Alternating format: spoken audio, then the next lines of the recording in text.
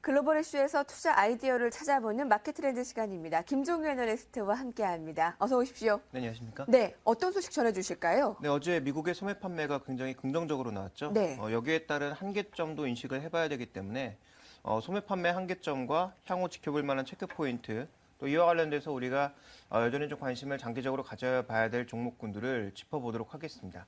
미국 소매 판매 현황에서 찾은 국내 유망주는이라는 주제로 살펴봅니다. 그런데 그 한계점에 대해서도 살펴보고 체크 포인트를 말려주신다라고 했는데 사실 말씀하셨듯이 어제 우리가 소매 판매가 계속 좋아지고 있다는 것을 지표를 통해서 확인되고 있지 않습니까? 그렇습니다. 그래서 준비된 지표를 보시면 네. 전반적으로 헤드라인 지표들은 모두 개선되고 있는 그런 네. 상황입니다.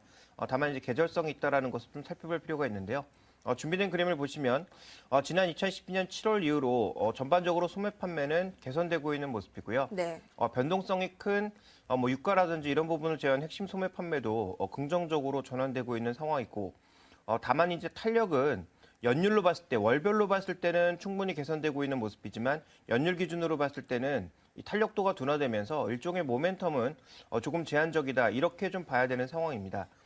전체적으로 지금 다음 그림을 살펴보게 되면 이 소매 판매 품목별 추이를 좀 보실 수가 있는데요. 품목별로 봤을 때 이번에 가장 크게 개선된 것은 주유소 쪽입니다. 나머지 쪽에 대해서는 좀 개선된 부분도 있고, 가구라든지 스포츠용품 같은 경우에는 약세를 보이면서 움직이고 있고요. 자파나 무점포 판매가 증가하면서 전체적으로 조금 약간씩 다른 품목별 흐름을 보여주고 있거든요. 그래서 전체적으로 이제 품목별로는 상당히 좀 추이가 다르고, 이번에 강세는 유가의 상승으로 인한 주유소 판매가 이끌었다라는 것을 주목해 볼 필요가 있겠고요.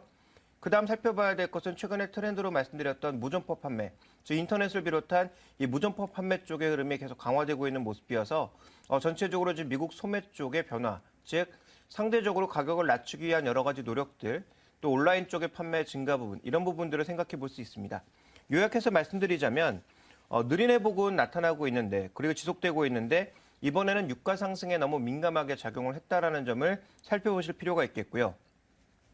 지금 현재 품목별로 봤을 때는 의식주를 비롯한 이 필수 소비재 쪽에 굉장히 크게 자리매김하고 있는 모습이어서 자동차를 비롯한 내구 소비재의 회복이 지속될지 여부는 좀 점검을 해봐야 될 것 같고, 빠른 소비 회복이 좀 어렵다라는 측면이 지금 국내 전문가들 그리고 해외 전문가들 쪽에서도 모두 나타나고 있는 양상입니다. 그러다 보니까 FRB 쪽에서도 지금 양적 완화를 포기할 수 없는 상황이고요.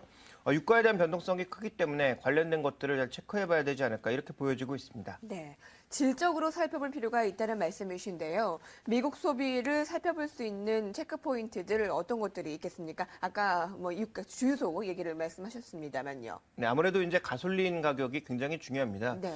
미국은 자동차가 우리와는 달리 거의 이제 필수 소비재라고 볼 수 있기 때문에 이 자동차와 관련된 흐름에 있어서 가솔린 가격의 움직임이 굉장히 중요하다고 볼 수가 있겠는데요. 최근 이제 가솔린 가격을 보시면 전반적으로 다시 한번 박스 고점까지 오는 그런 모습입니다. 여기서 만약에 추가적인 강세를 보일 경우 상대적으로 이제 소득이 낮은 가구 쪽에서는 소비를 추가적으로 끌어올리기 어렵다라는 점. 그리고 이제 아무래도 이제 고소득층 같은 경우에는 유가의 영향은 덜 받겠지만 최근에 세금의 영향이 남아 있다라는 점, 이런 부분들을 생각해 볼 필요가 있겠고요. 오늘 급등했던 천연가스의 전반적인 움직임은 최근 조정이 워낙 깊었기 때문에 재고의 감소라든지 유가의 상승 이런 것들이 연동되면서 다시 강세를 보여주고 있는데, 이런 전반적인 상품 가격들의 움직임이 향후 어떻게 나타날지를 잘 살펴보시는 게 또 중요한 변수가 되지 않을까라고 보여지고 있고요.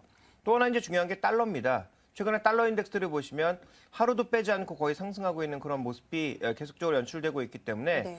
이런 달러 강세에도 불구하고 유가가 동반 강세를 보여주고 있거든요. 그래서 전체적으로 이런 흐름들이 향후 이 미국 소비에 어떤 영향을 미치게 될지 잘 살펴보실 필요가 있을 것 같고, 달러 강세로 인해서 이 수입 물가가 상대적으로 좀 제한적인 모습을 보일 수 있을지, 이런 부분들이 향후 미국 소비를 살펴볼 수 있는 중요한 체크 포인트라고 판단하고 있습니다. 네, 소매 판매 호조세 속에서 미처 놓쳤던 부분까지 체크를 들어봤는데 그런 국내에서 투자 아이디어 어떻게 찾아볼 수 있겠습니까? 근데 이제 미국의 소비 증가가 나타나고는 있지만 네. 필수 소비재에 집중되고 있다는 점, 이 부분을 계속 말씀드리고 있고요.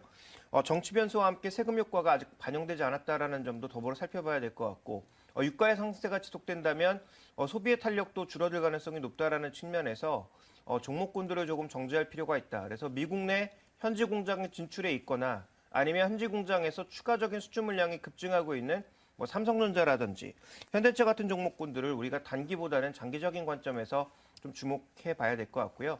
단기적인 관점에서 본다면 어제 미국 경제 지표의 호전을 이끌고 있는 대표적인 업종이 건설업종이라고 말씀드렸죠. 그래서 그 부분에 연관을 짓는다면 건설기계라든지 최근 산업적으로 계속 파이가 커지고 있는 셰일가스 관련 종목군들에 대해서 우리가 좀 관심을 가지는 것이 적절하지 않겠는가 좀 이렇게 판단을 하고 있습니다.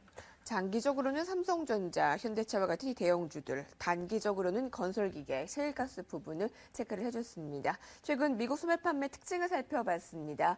김종현 애널리스트와 함께했습니다. 고맙습니다.